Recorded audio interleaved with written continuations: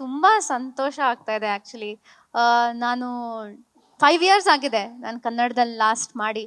And ತುಂಬಾ ವರ್ಷದಿಂದ ವಾಪಸ್ ಬರಬೇಕು. ಮಧ್ಯದಲ್ಲಿ ಮೂವೀಸ್ ಎಲ್ಲ ಮಾಡಿದ್ದೆ. ಬಟ್ ನಮ್ಮ ಕಲರ್ಸ್ ಕನ್ನಡ ಅಲ್ಲಿ ಏನಾದರೂ ಮಾಡಬೇಕು ಅಂತ ಆಪರ್ಚುನಿಟಿ ನೋಡ್ತಾನೆ ಇದ್ದೆ. ಬಟ್ ಏನೋ ಅದು ಸಿಂಕ್ ಆಗ್ತಾ ಇರಲಿಲ್ಲ. ಬಟ್ ಇದು ಸಡನ್ ಟಪಕ್ ಅಂತ ಬಿತ್ತು ಕರೆಕ್ಟಾಗಿ.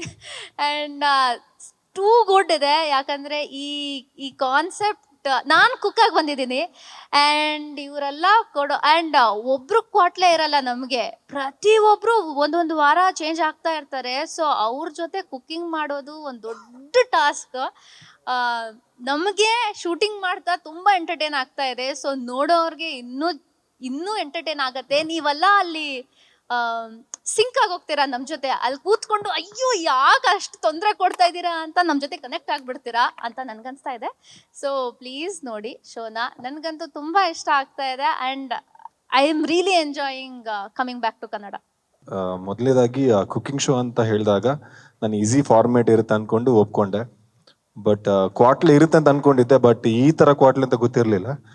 ಸ್ಪೆಷಲಿ ಇಲ್ಲೇ ಇದ್ದಾರೆ ಒಬ್ರು. ಸೊ ತುಂಬ ಅಂದರೆ ಸ್ಟಾರ್ಟಿಂಗ್ ಶೋ ಶುರು ಆಗ್ಬೇಕಾದ್ರೆ ನಾವು ತುಂಬಾ ಮಜಾ ಮಾಡ್ಕೊಂಡು ಖುಷಿಯಾಗಿರ್ತೀವಿ. ಅದೇ ಥರ ಕ್ವಾಟ್ಲೆ ಅಂತ ಬಂದಾಗ ಅವ್ರು ಕೂಡ ಕ್ವಾಟ್ಲೆ ನಾವು ಇರಿಟೇಟ್ ಆಗ್ತೀವಿ.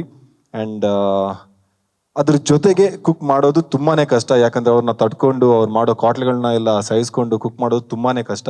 ಮನೇಲಿ ಮಾಡಬೇಕಾದ್ರೆ ನಮಗೊಂದು ಫಾರ್ಮೆಟ್ ಇರುತ್ತೆ, ಓಕೆ ಇಲ್ಲೆಲ್ಲ ಇರುತ್ತೆ, ಎಲ್ಲ ಆರಾಮಾಗಿ ಮಾಡ್ಬೋದು ಅಂತ. ಬಟ್ ಅದನ್ನು ಇವ್ರ ಜೊತೆ ಸೇರ್ಕೊಂಡು ಮಾಡೋದು ಒಂಥರ ಟಾಸ್ಕೇ ಅನ್ಬೋದು. ಒಟ್ಟಿನಲ್ಲಿ ನಾವು ತುಂಬಾ ಎಂಟರ್ಟೈನ್ ಮಾಡಿಕೊಂಡು ತುಂಬ ಫನ್ನಾಗಿ ಈ ಶೋನ ಮಾಡ್ತಾ ಇದ್ದೀವಿ. ಆ್ಯಂಡ್ ತುಂಬ ಸ್ಟ್ರೆಸ್ ಇದ್ದೇ ಇರುತ್ತೆ ಪ್ರತಿಯೊಬ್ಬರಿಗೂ ಕೆಲಸ ಮಾಡಬೇಕಾದ್ರೆ. ಸೊ ಒಂದು ಹಾಫ್ ಆನ್ ಅವರ್ ಆಗಲಿ ಅಥವಾ 1 hour ಆಗಲಿ ಈ ಶೋ ನೋಡಿದಾಗ ಆ ಸ್ಟ್ರೆಸ್ ಏನಾಗುತ್ತೆ ಅದು ರಿಲೀಫ್ ಆಗುತ್ತೆ. ಸೊ ಅದಕ್ಕೋಸ್ಕರ ಎಲ್ಲರೂ ಈ ಶೋ ನೋಡಲೇಬೇಕು ಆ್ಯಂಡ್ ನೀವು ಸಪೋರ್ಟ್ ಮಾಡಲೇಬೇಕು. Thank you.